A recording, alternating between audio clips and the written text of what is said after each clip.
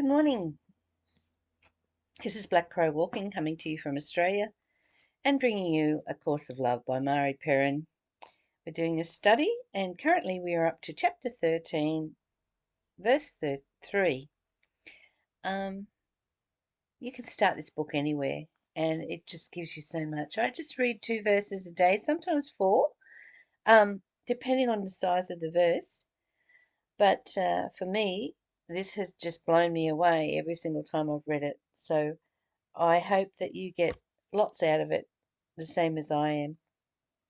So yesterday we're talking about observation and experience, and we're talking about not seeing things as separate. So yesterday's second verse was, as you observe always with your heart and not your mind, and that's the important bit, feel into and observe with the mind of your heart, actually.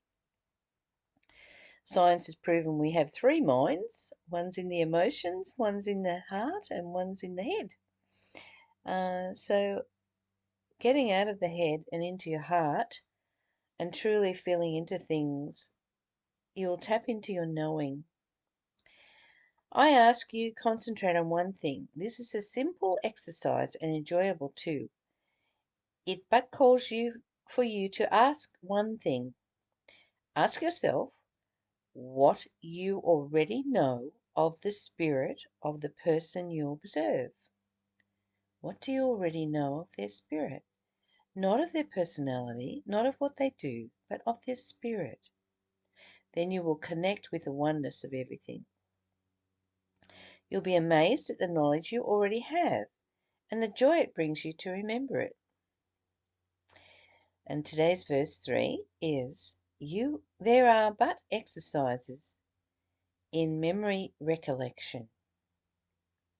And the more you practice them, the more true memory will return to you. Do not apply any effort to these exercises, particularly not that of recalling spirit.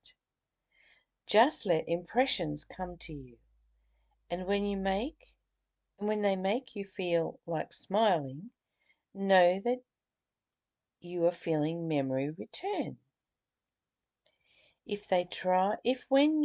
When trying to call up memory of spirit, you find your brow knitting in concentration, like that, you are applying effort and need to cease attempting to the exercise at that time,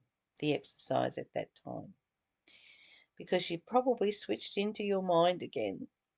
It's so easy. The mind wants to control. The mind wants to be the one that makes all the decisions. And yet, if you let it go and feel into things with your heart, you know, it truly is a blessing, because you tap into your knowing and your heart sits in happiness.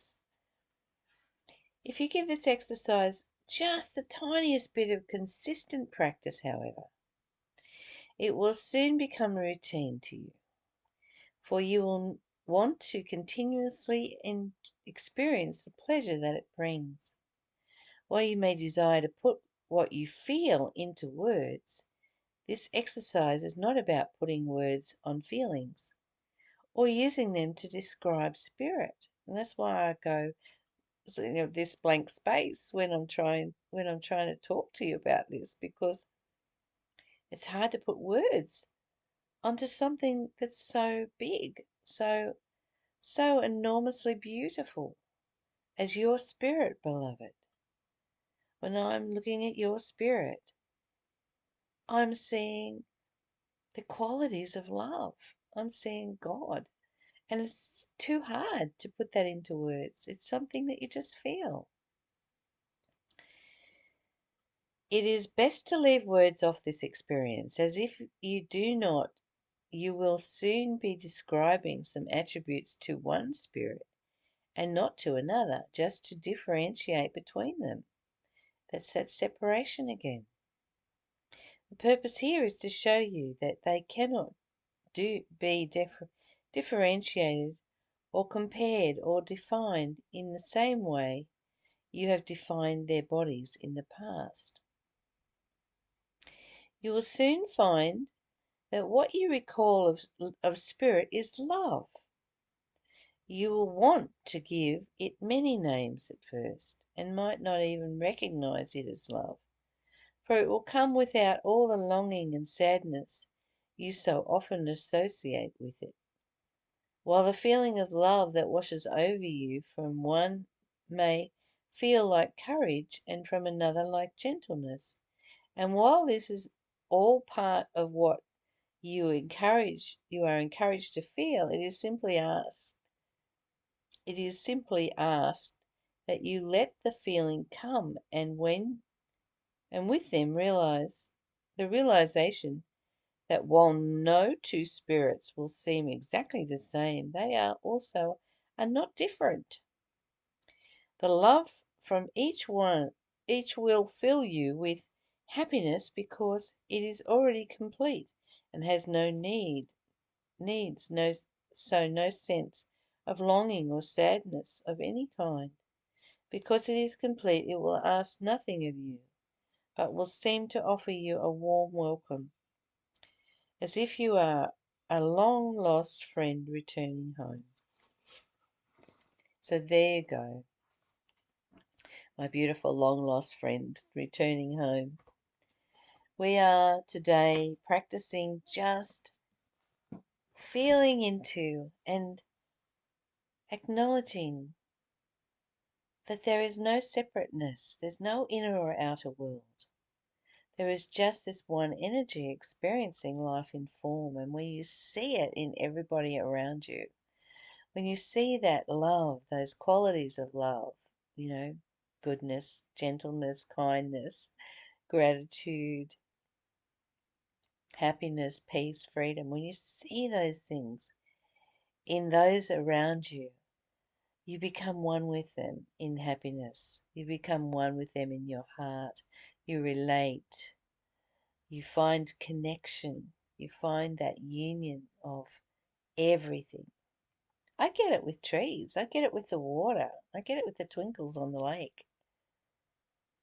But when you look at those things and you include the humans around you as a part of you, as this gorgeous spirit that is expressing life in form, then you can't help but smile at everybody you meet and love the connectiveness of greeting them. Good morning. Good morning, love. Good morning, joy. Good morning, peace. Good morning, happiness. Good morning, kindness. The people on the path that you meet are aspects of you.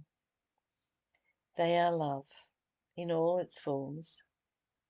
See that today as you move amongst other human beings growing on this planet as nature. Until we meet again, beloved, I hope you have a beautiful day. Bye for now. I love you.